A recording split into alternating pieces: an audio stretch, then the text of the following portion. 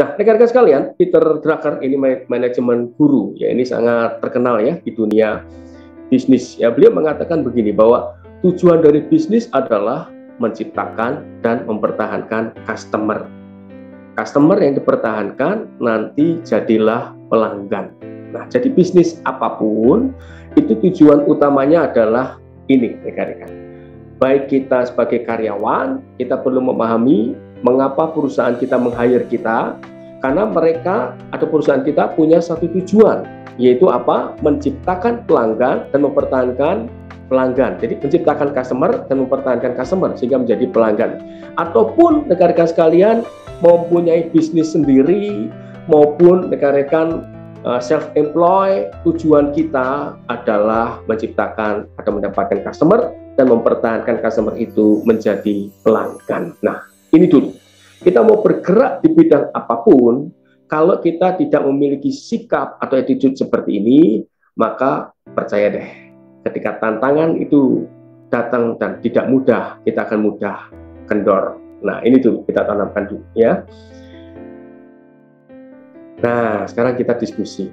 Secara umum, untuk mendapatkan customer ada 3 macam, rekan-rekan sekalian. Yang pertama, selalu mendapatkan new customer, atau kita sebut sebagai door to door, gitu, mencari customer baru. Lalu yang kedua adalah customer retention. Ya, jadi customer yang lama itu beli lagi sama kita. Ini yang disebut sebagai pelanggan, nanti seperti itu.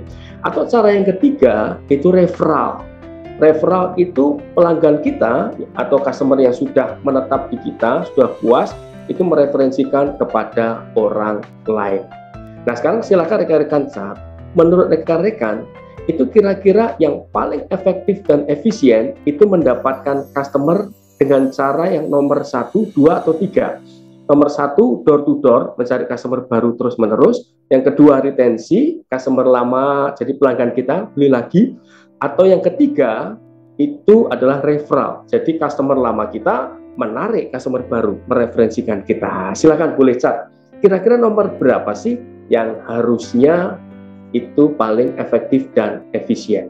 Nah, ini kita saat ini satukan pola pikir entrepreneur gitu ya. Jadi kita berpikir bahwa ini seolah-olah kita punya bisnis sendiri saat ini ya, apapun profesi kita. Kita tanamkan dulu. Gue punya bisnis. Saya saat ini punya bisnis, kita berandai-andai. Kira-kira kalau saya punya bisnis, yang paling efektif itu yang nomor berapa? Nah, ya. Selama 2 hari ke depan kita punya pola pikir entrepreneur, ya. Jadi jadikan itu sepertinya itu bisnis kita sendiri, seperti itu. 2 atau 3, wow, 3, 2 dan 3. Referral, wow, terima kasih.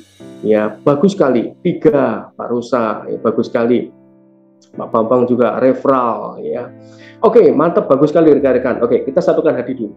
Ya, ini dulu. Pemahaman ini akan membuat kita bersemangat ketika menerapkan service excellence. Pemahaman pertama, bahwa tujuan dari perusahaan adalah untuk mendapatkan customer dan customer jadi pelanggan. Itu dulu. Ya. Oke, meskipun saat ini kita karyawan, ya meskipun saat ini beberapa dari kita ASN atau PNS gitu ya, tapi saya berdoa suatu saat nanti ya ketika kita pensiun atau ada waktunya nanti kita akan memiliki usaha sendiri. Amin ya. Dan barangkali ada yang sudah punya usaha sendiri. Nah, biasakan dari sekarang kita berpikir seperti ini. Karena ketika kita berpikir seperti ini, ketika kita mengelola bisnis sendiri akan mudah. Gitu. Berapa banyak bisnis akhirnya hancur dan tidak berkembang karena owner atau foundernya tidak memiliki pemikiran yang seperti ini. Oke, bagus sekali. Jadi yang referral. Nah, sekarang boleh chat lagi rekan-rekan sekalian. Sebelum nanti saya akan buka sebuah penelitian yang sangat menarik. Mengapa yang paling efektif atau efisien itu retensi dan referral? Nah, boleh teman-teman chat di sini. Mengapa menurut teman-teman kok yang paling efektif itu retensi dan referral? Boleh dicat, apa alasannya? Gitu. Yuk silakan, boleh. Ya, kita ngobrol nih, kita diskusi ya. Boleh chat. Mengapa kok yang paling efektif itu referral? Gitu ya. Boleh dicat rekan-rekan. Nah, seru nih. Ya. Ini saya kembalikan tadi ya. Ada 3. Nah, mengapa yang paling efektif adalah retensi atau referral? Oke, Pak Samsi ini. Mereka adalah agen pemasaran secara tidak langsung bagi usaha kita. Yes, ini benar, ya, Pak Suhardi. Karena pelanggan lama turut membantu mencari pelanggan baru. Yes, enak kan? Enak sekali, rekan-rekan sekalian. Pelanggan datang sendiri, sebar jaringan, loh, mantap, ya. Berapa banyak perusahaan itu dalam tanda kutip bakar uang untuk biaya marketing? Wah, itu biayanya tuh sampai miliaran bahkan gitu, rekan-rekan, untuk menjaring customer. Oke, jadi apapun profesi kita, ya kita tekankan kembali. Kita sekarang punya jiwa atau pemikiran entrepreneur. Jadi kita anggap ini adalah bisnis kita, itu dulu, gitu ya.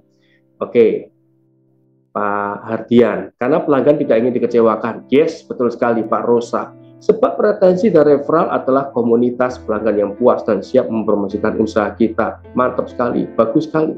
Itu adalah komunitas, ya, ada kata komunitas. Jadi kita bayangkan ada kayak kolam gitu. Nah, mereka ini siap mempromosikan usaha kita tanpa dibayar. Bisnis yang maju itu ya ini.